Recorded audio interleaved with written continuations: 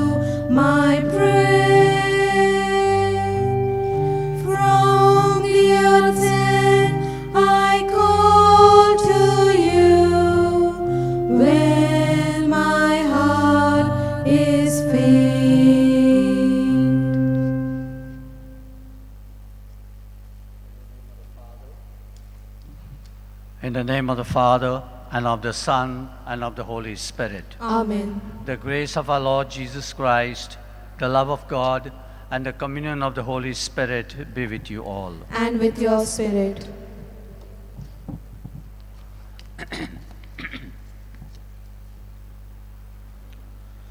We are celebrating the third day of the Novena of Grace and the first Sunday in the Lent. The theme is speaking out to each other in a new way in Christ, which is called out from synodality while commemorating the 400 years of sainthood of St. Francis Xavier and St. Ignatius of Loyola. 12th March 1622. May grace be granted to this Mass to be effective speakers who touch the lives of people and draw them to the Christ like St. Francis Xavier.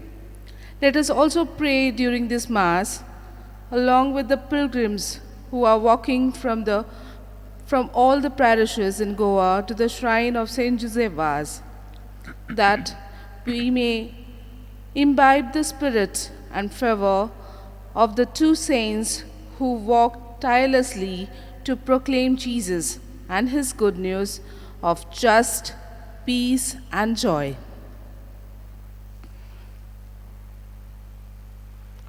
Today the Church also celebrates the first Sunday in the season of Lent.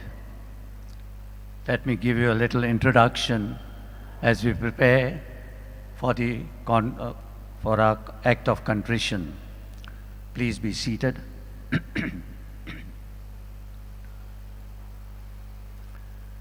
It is said that when Leonardo da Vinci was painting his masterpiece, The Last Supper, he would go around to pick up certain characters that had the qualities that he wished to depict in the image he was painting. When he was painting the figure of Christ, he wanted a figure that portrayed serenity and composure.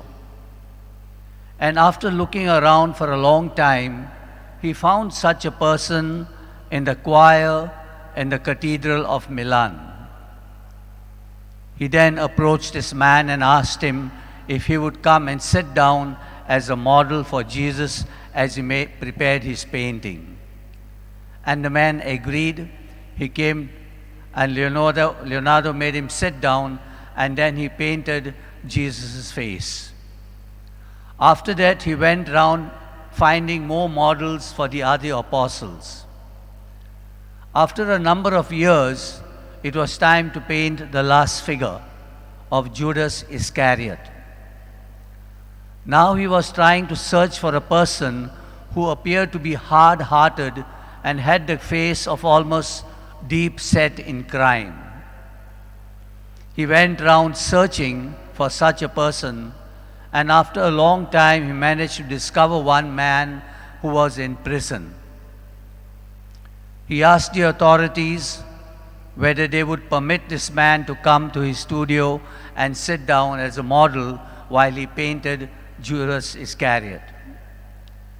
The authorities permitted the man to go, and he came and he sat down, and Leonardo began to paint this man as Judas. While he was painting, the man slowly broke down and began to shed tears. At that point of time, Leonardo asked the man, "What is wrong? What's happening?" And the man said, "Do you not recognize me?" And Leonardo said, "No, I don't." The man then said, "Many years back, I was the same model you called to paint the face of Jesus." And then he explained to Leonardo how his life took a different turn with all the wrong decisions he had made. And so today this story is a reminder to us that our lives can take a drastic turn, that we can take wrong and different directions depending on the decisions we make. And so this season of Lent is a time for us to take a step back and to reflect where we are on our pilgrimage, which direction we have taken. And if we have taken a wrong direction, we are open to make a course correction. Let us stand and ask the Lord to give us His grace that we may have the time to look into our lives and see where we are moving, and ask Him to give us also the grace that we may change and move in the right direction.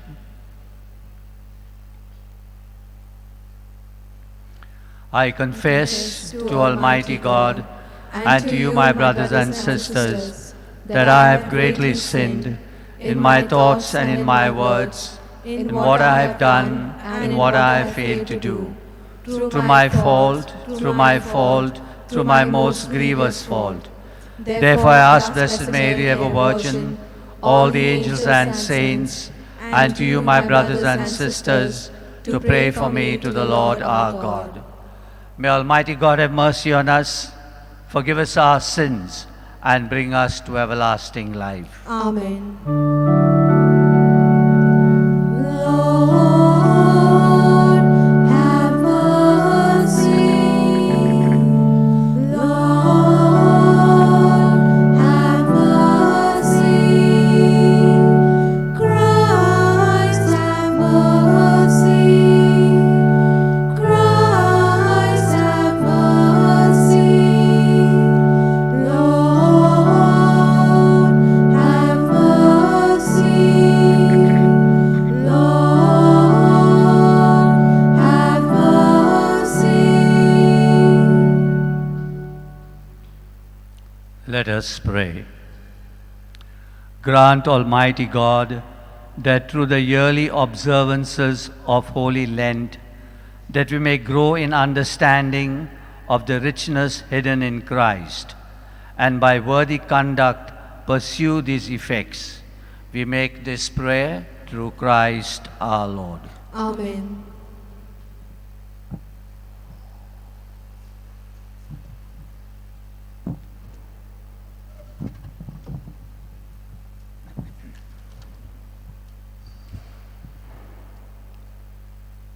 A reading from the book of Deuteronomy.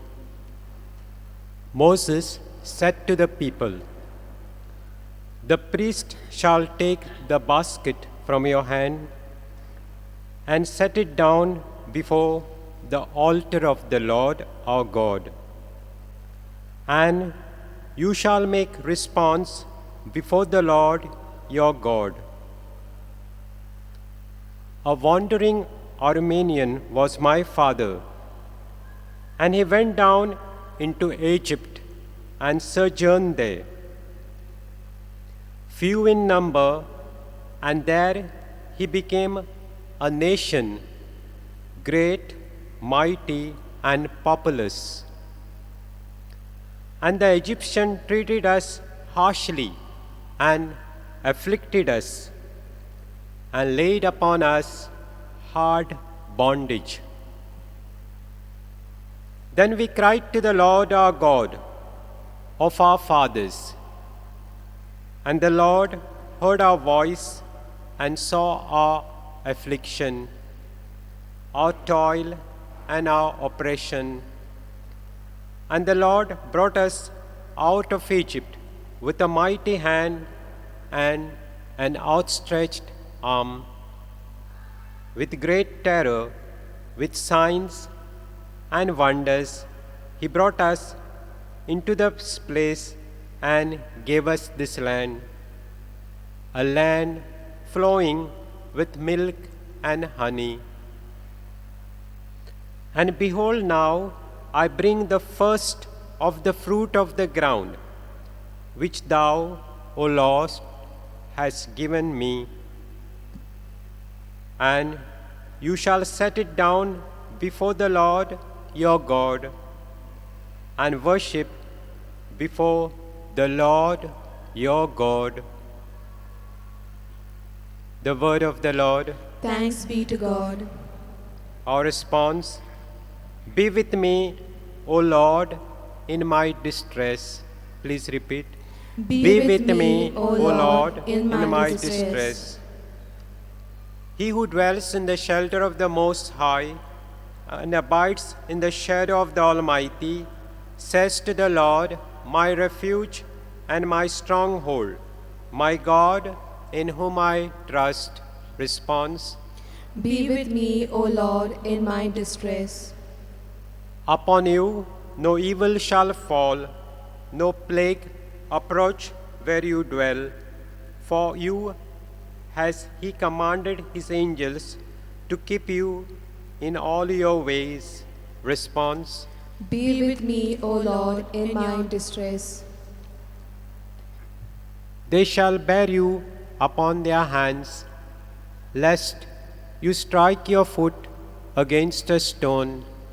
On the lion and the viper you will tread, and trample the young lion and the dragon. Response: Be with me, O Lord, in my distress. his love is set on me, so I will rescue him. Protect him, for he knows my name. When he calls, I shall answer. I am with you. I will save him in distress and give him glory. Response: Be with me, O Lord, in my distress.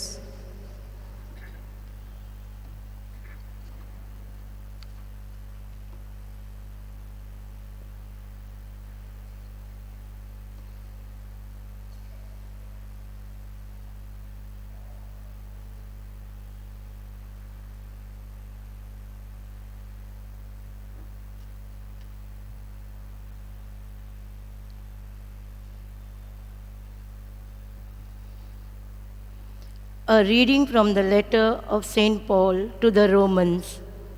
What does Scripture says? The word is near you, on your lips and in your heart. That is the word of faith which we preach. Because if you confess with your lips that Jesus is Lord and believe in your heart that God raised him from the dead, you will be saved. For man believes with his heart, and so he is justified, and he confesses with his lip, and so he is saved. The Scripture says, no one who believes in him will be put to shame, for there is no distinction between Jews and Greek. The same Lord is Lord of all, and bestows his riches upon all who call upon him. For everyone who calls upon the name of the Lord will be saved. This is the word of the Lord. Thanks be to God. Please stand for acclamation. Man shall not live by bread alone, but every word that proceeds from the mouth of God.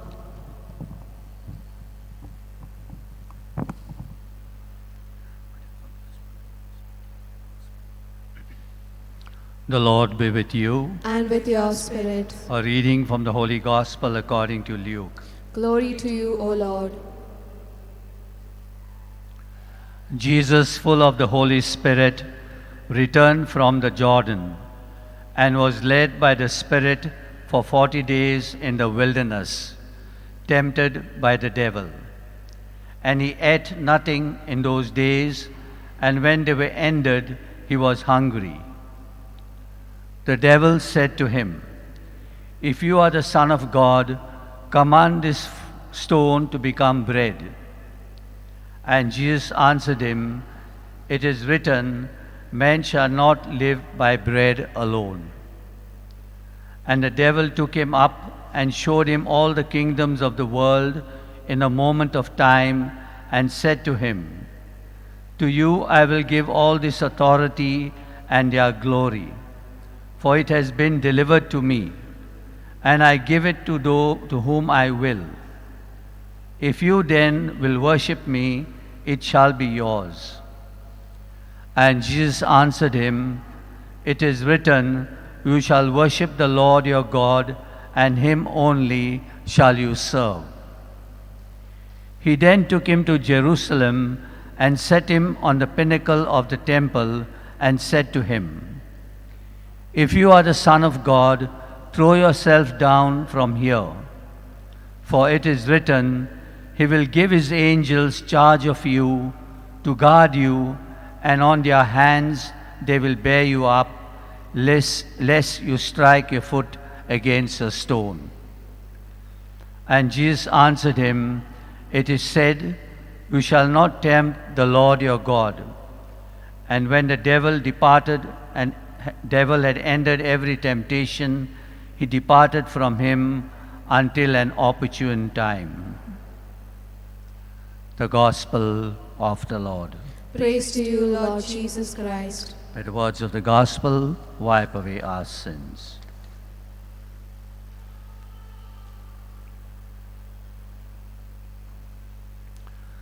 To understand today's Gospel of Jesus' experience in the desert, it is necessary to go back in his life to the time when Jesus had his temple experience and his baptismal experience. At his temple experience, when Jesus visited the temple in Jerusalem at the age of around 12 years, he saw all that was taking place in the temple. He saw the sacrifices, the animal sacrifices, the blood that was thrown upon the altar, the place becoming a marketplace for the selling of sheep and exchanging of money. He saw the traders shouting at the top of their voice in order to draw attention of their customers. And he saw the strict observance of the letter of the law that was taking place. And we can be sure Jesus was disillusioned. For him, what was taking place in the temple at that point of time was in no way bringing people closer to God. There was no way in which the people could experience that God was their Father. Later, at the age of 30 or so, during his baptismal experience, he hears the voice that says, "This is my beloved Son, in whom I am well pleased." For Jesus, these words were his identity. It was a sign of his union and communion with God as Father. And after this baptismal experience, Jesus is then driven into the desert, where he spends time to find out, to reflect what is his mission as Son of God. How was he to bring the people closer to God? How to make the people commune with God? And how to make the people experience that God was their Father.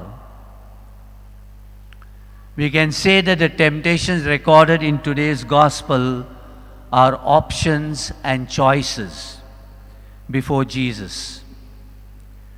You will notice that each of these options and choices that Jesus was confronted with are powerful drives.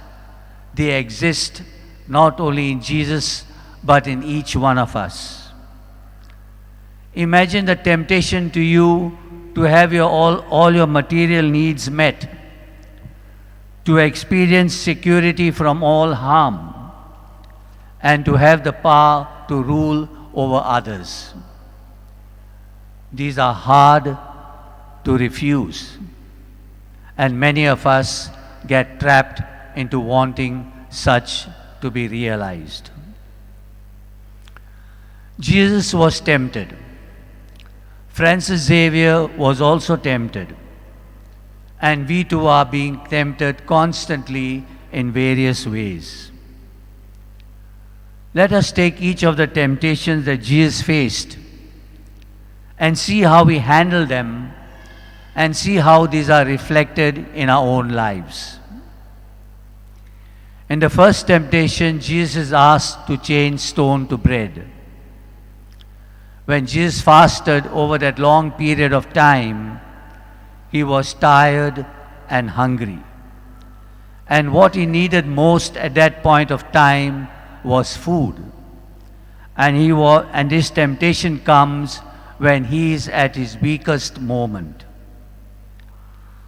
Jesus is tempted to use his power to satisfy his hunger. He is being tested to see if he is committed. The Israelites, when they were in the desert region and had no bread, they asked Moses and Aaron to take them back to Egypt. This temptation comes to Jesus to find out whether he is half-hearted in his following of God's plan. The question that comes to Jesus and would come to each one of us is, can you be hungry and still trust in God? This temptation is a desire to have. And you have heard the saying quite often, more the merrier. If Jesus could change stones to bread, he would be able to satisfy not only his own hunger, but the hunger of all the people. Their material needs would be satisfied. Jesus would be seen as a miracle worker and a wonder worker.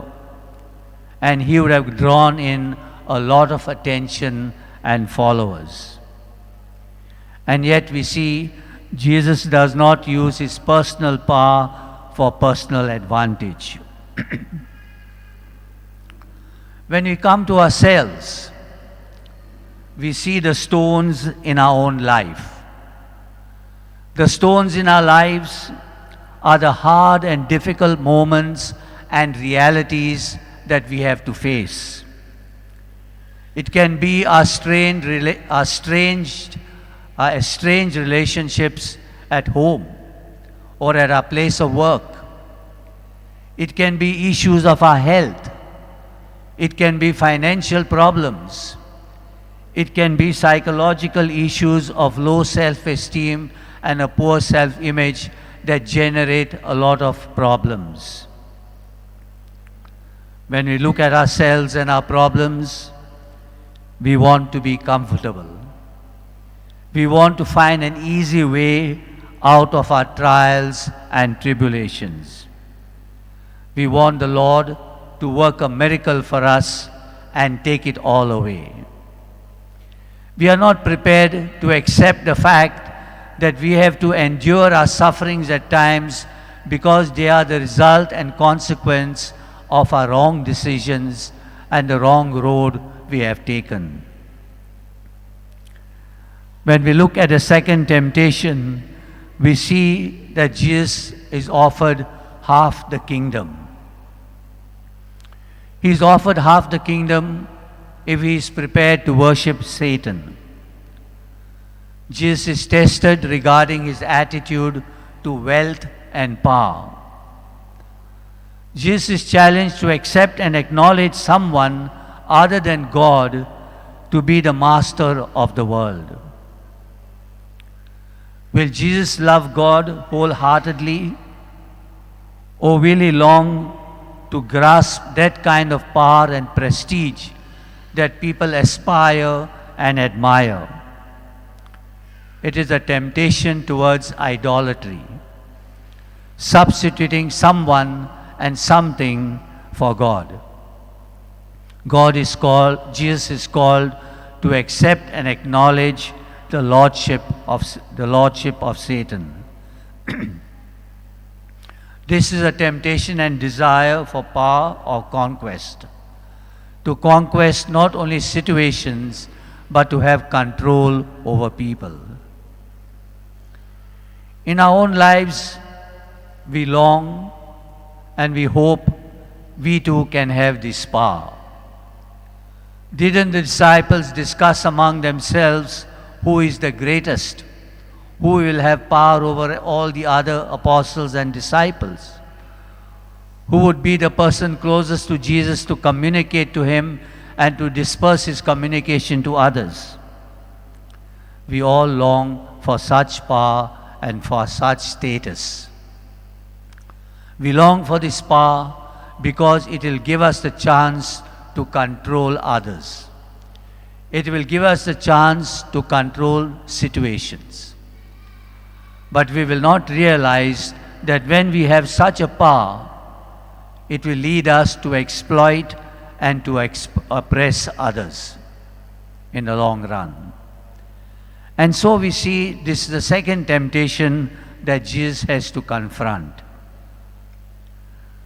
The third temptation that Jesus has to face is when Satan takes him up to the pinnacle of the temple and tells him to jump, and that he will land without any scratch.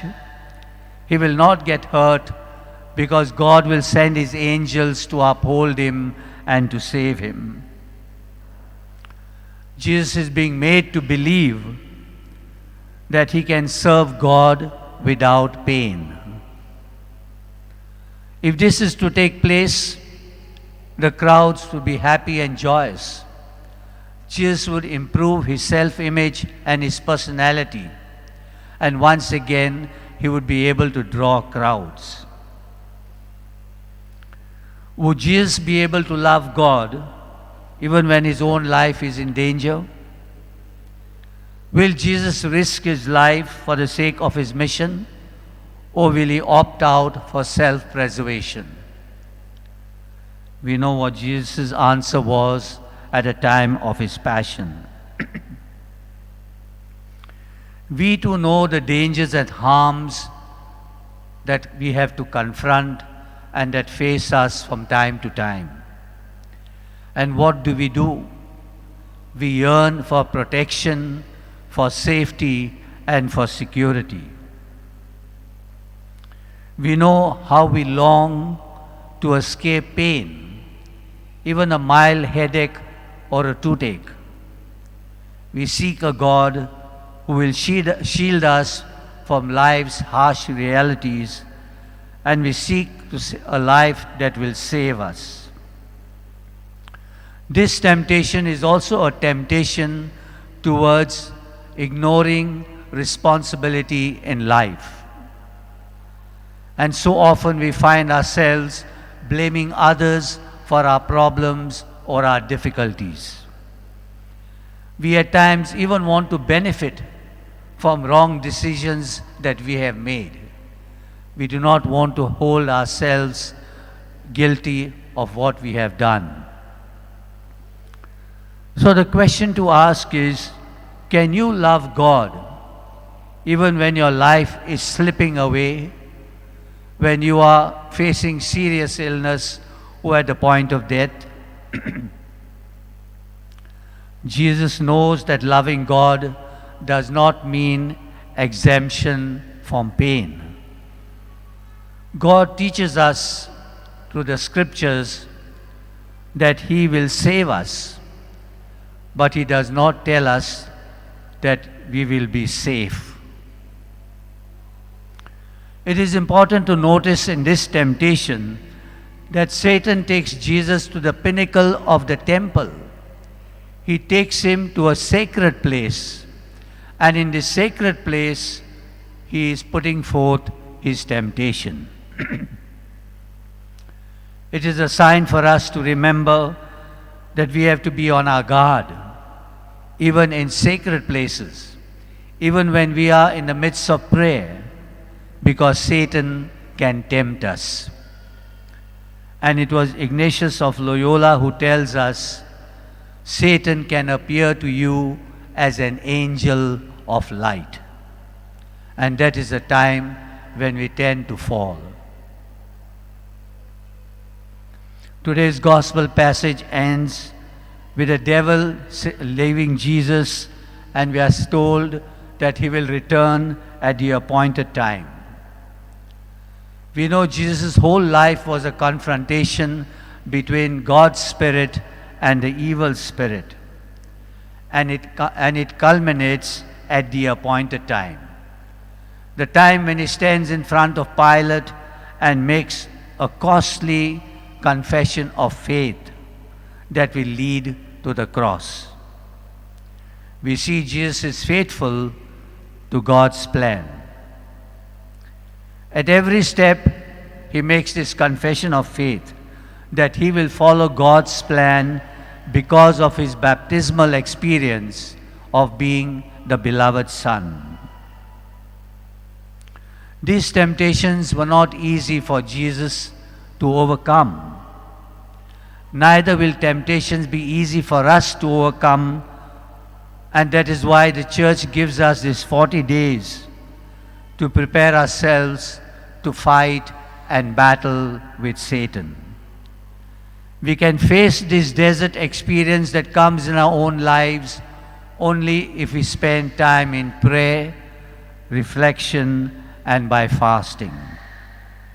And so we can say, and the church tells us, therefore Lent is a season of grace.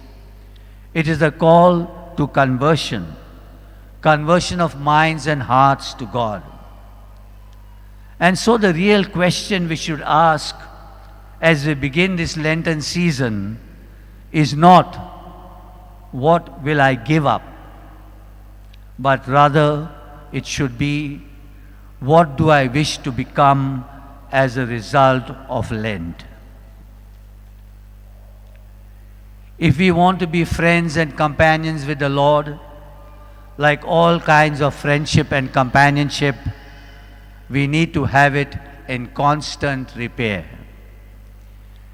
We have to get rid of the obstacles that come from time to time to block our relationship from growing. We have to be alert to the moments and times when God is inviting us to come closer to Him. And so Lent is also a time when we are called to look at our lives anew.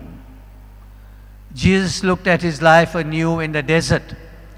He saw what was his mission, and he was faithful to that mission.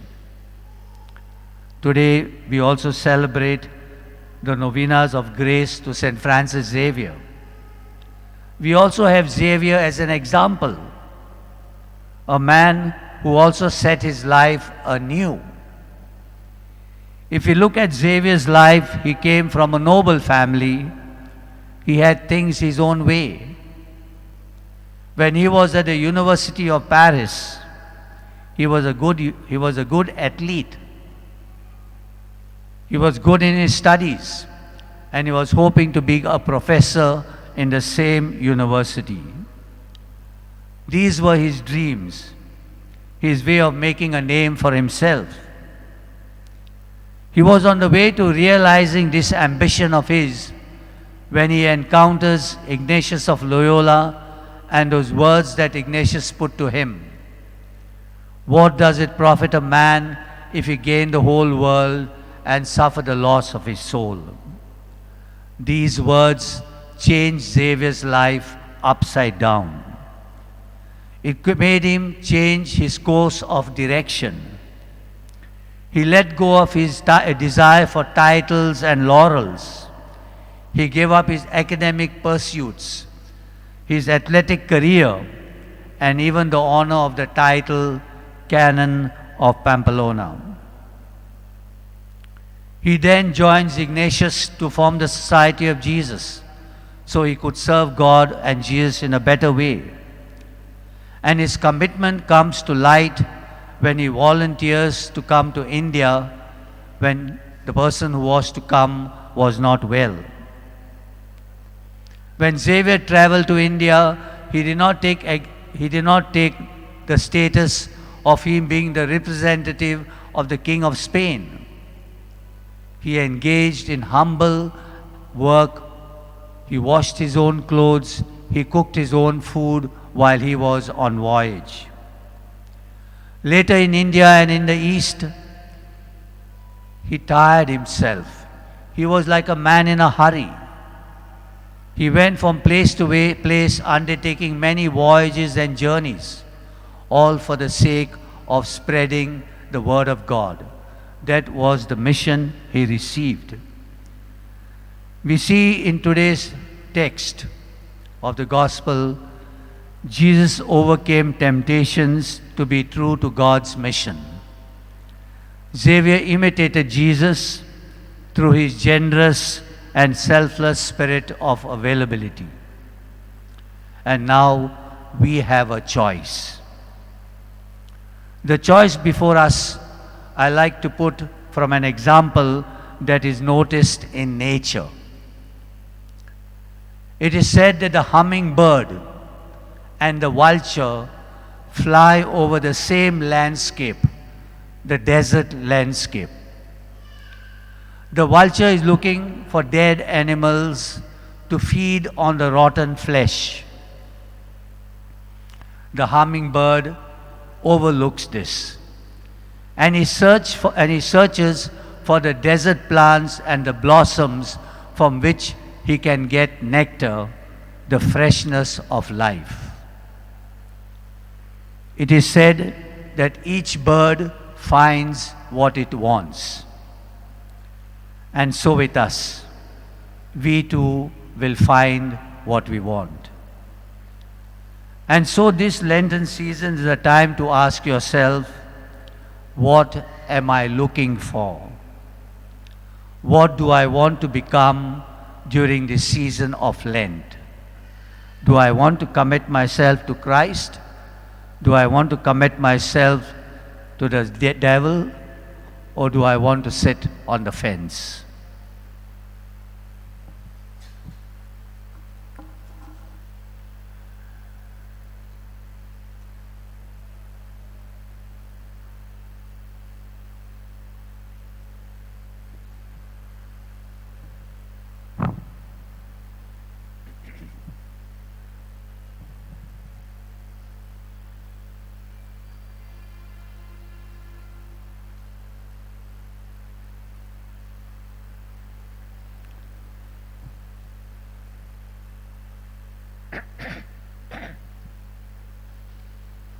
Kindly stand as we profess our faith. I believe in God the Father Almighty, creator of heaven and earth.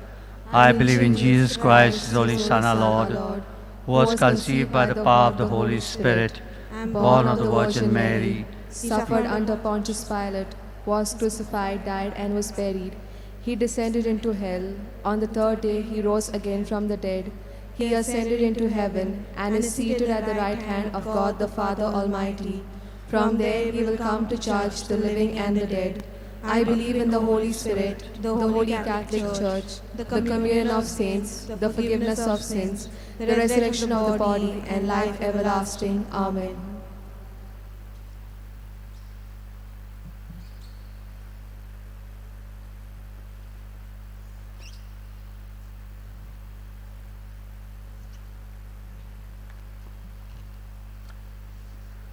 We are celebrating the third Sunday of the Novena of Grace and the first Sunday in Lent.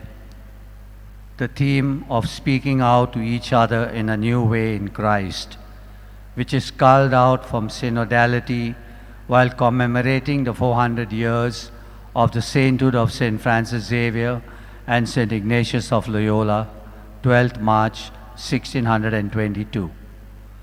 May grace be granted through this Mass to be effective speakers who touch the lives of people and draw them to Christ like St. Francis Xavier. Let us also pray during this Mass along with the pilgrims who are walking from the parishes in Goa to the shrine of St. Joseph Vaz, that we may imbibe the spirit and fervor of the two saints who walked tirelessly to proclaim Jesus and his good news of justice, peace, and joy. Your intentions? That the Pope, the bishops, and other church leaders voice out Christian concerns through the various church and other social media channels and papers. Let us pray to the Lord. Gracious Lord, hear us, we pray. That secular leaders may reach out to the people in distress and needy and be channels of God's goodness and kindness. Let us pray to the Lord. Gracious Lord, hear us, we pray. Through the mercy and kindness of God, may we be blessed with a good, secular, and just government. Let us pray to the Lord. Gracious Lord, hear us, we pray. That the people who follow the Lord be given the courage, like him, to reject the way of power and glory and accept the way of suffering and the cross for the liberation of humankind. Let us pray to the Lord. Gracious Lord, hear us, we pray. That all the pilgrims who are walking from their respective parishes to St. Joseph's shrine be filled with the fervor and enthusiasm of St. Francis Xavier and St. Joseph's, and that people of Ukraine experience protection, care, and help in their unjust and destructive war. We pray to the Lord. Gracious Lord, hear us, we pray. Let us pray for our personal and private intentions. Let us pray. Lord God, we have placed before you our prayers and our petitions. There are many more that lie deep in our hearts. We bring this before your altar. We make this prayer through Christ our Lord. Amen. For the offertory, let us take hymn N14, All for You.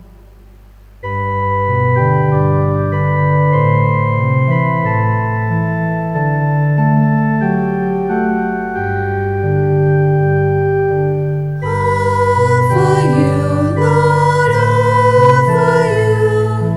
Everything I give to you. All for you, Lord, all for you. Make it all your own.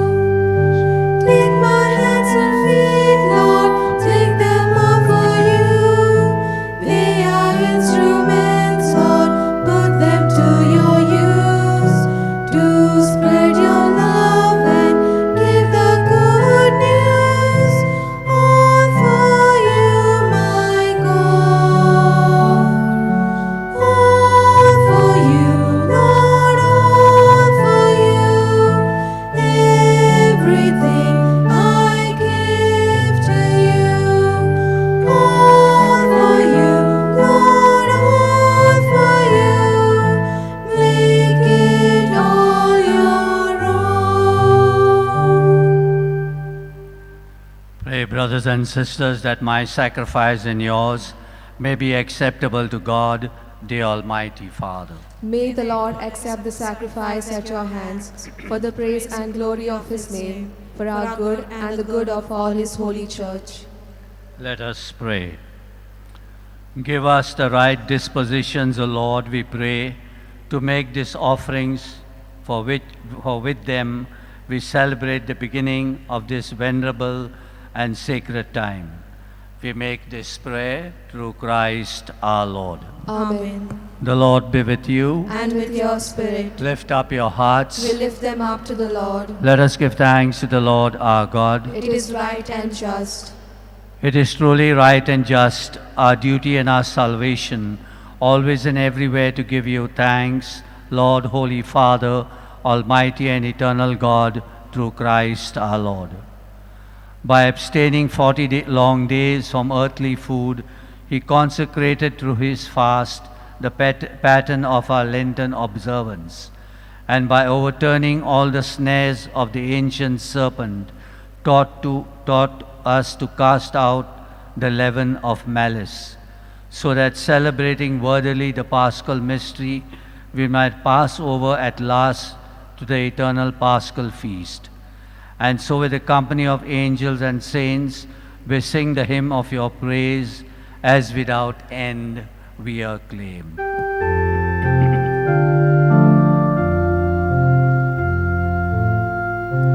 Holy, holy, holy Lord God of hosts, heaven and earth are full of your glory.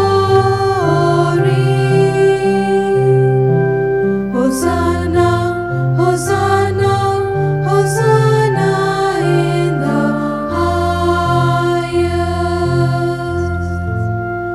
Blessed is he who comes in the name of the Lord. Hosanna, Hosanna, Hosanna in the highest.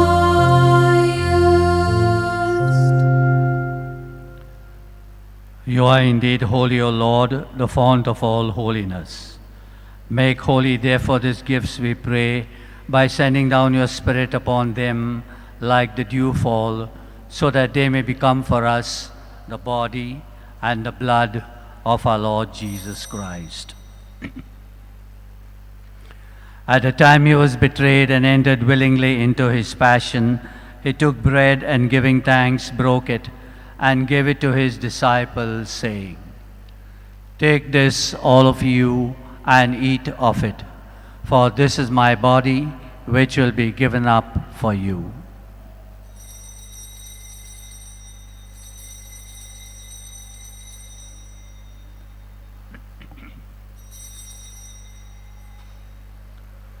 In a similar way, when supper was ended, he took the chalice, and once more giving thanks, he gave it to his disciples, saying, "Take this, all of you, and drink from it. For this is the chalice of my blood, the blood of the new and eternal covenant, which will be poured out for you and for many for the forgiveness of sins. Do this in memory of me."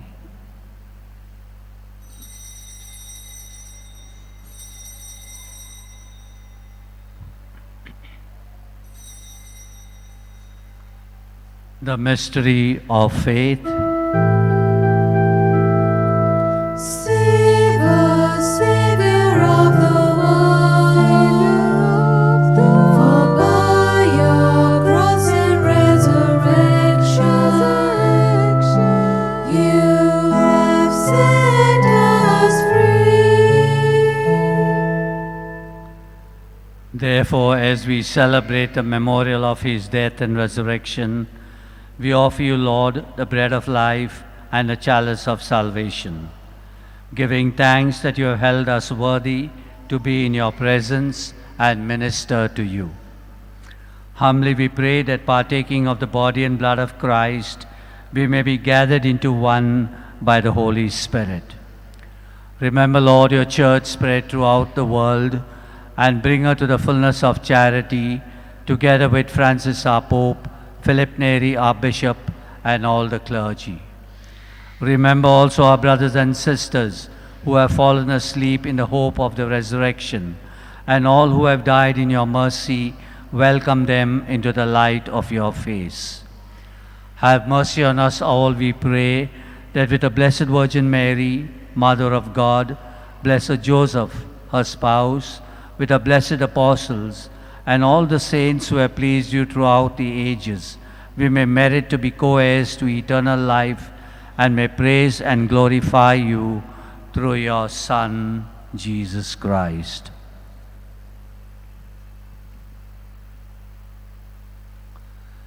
Through him and with him and in him, O God Almighty Father, in the unity of the Holy Spirit, all glory and honor is yours forever and ever. Amen. Placing our hope and our confidence in the Lord, let us pray the prayer of trust Jesus gave us. Our Father, who art in heaven, hallowed be thy name.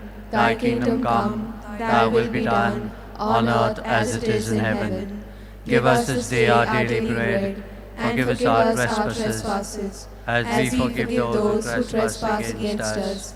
And lead us not into temptation, but deliver us from evil. Deliver us, Lord, we pray, from every evil.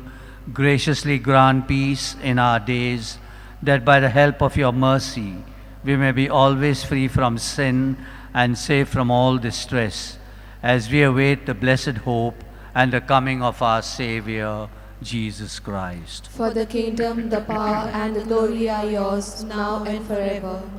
Lord Jesus Christ, you said to your apostles, "Peace I leave you, my peace I give you." Look not on our sins, but on the faith of your church, and graciously grant her peace and unity in accordance with your will, who lives and reigns forever and ever. Amen. The peace of the Lord be with you always. And with your spirit. Let us offer each other the sign of peace. Lamb Lamb of God, you take away the sins of the world, have mercy on us. Lamb of God, you take away the sins of the world, have mercy on us. Lamb of God, you take away the sins of the world, grant us peace.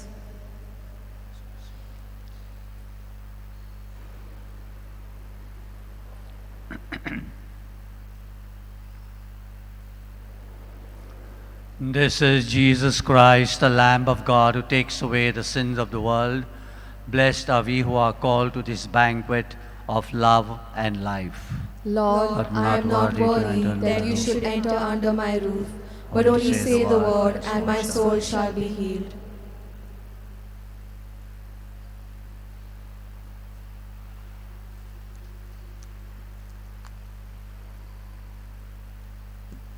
For communion, let us take the hymn D 122, Lose Yourself in Me.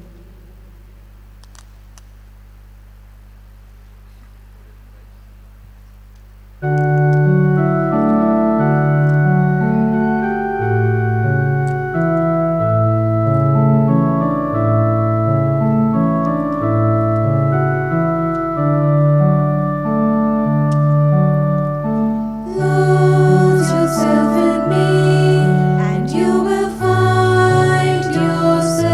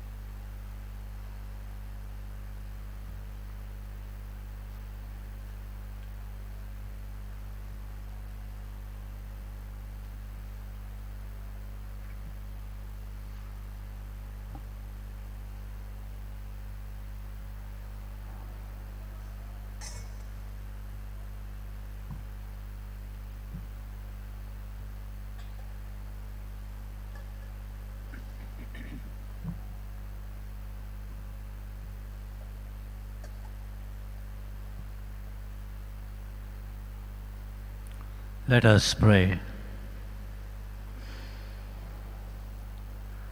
Renewed now with heavenly bread, by which faith is nourished, hope increased, and charity strengthened, we pray, O Lord, that we may learn to hunger for Christ, the true and living bread, and strive to live by every word which proceeds from your mouth. We make this prayer through Christ our Lord. Amen. Few announcements, please be seated. We thank Father Willy for celebrating today's Eucharist and breaking the word of God for us. We thank Stacia and her companions for the wonderful choir. Thank Daya for handling the media work. We also thank our sacristians and all our volunteers who help us to participate in this Eucharist. Today is the third day of the Novena of Grace. The Masses for today are as follows: 4 p.m. Konkani Mass and 6 p.m. is the English Mass. From tomorrow, 7th March till 12th March, the timings of the Masses in the morning are as follows: 6, 7 and 8. These Masses are in Konkani. In the evening, the 4 p.m. is in Konkani and the 6 p.m. Mass is in English. There is no feast day for the Novena of Grace. However, on the 12th March, the 9 a.m. Konkani Mass is the High Mass. This is followed by the Penitential procession to Rosary Church. Later, on the 12th of March, the 11 a.m. Mass is only for special invitees. Jesuits and the priests from the Goa Diocese will also be participating during this celebration. Also, during the Novena of Grace, we have at 5 a.m. in the morning, prayer and adoration in Konkani. Later at 3 p.m., we have the Divine Mystery Rosary and the Way of the Cross in Konkani. And at 5 p.m., we have a guided Ignatian meditation contemplation. Let's all rise and receive the final blessing.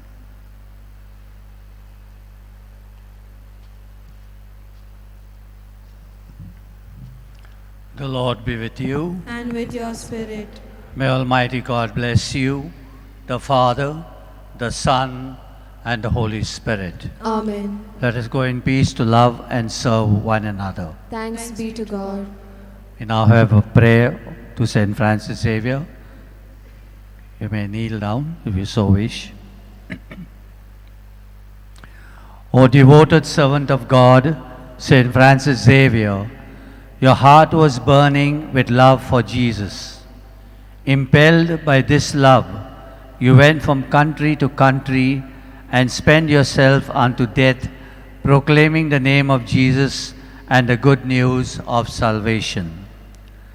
This is why the Father filled you with glory in heaven and preserved your body from corruption here on earth.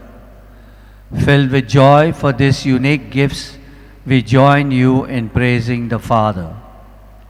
And now we ask your intentions for ourselves.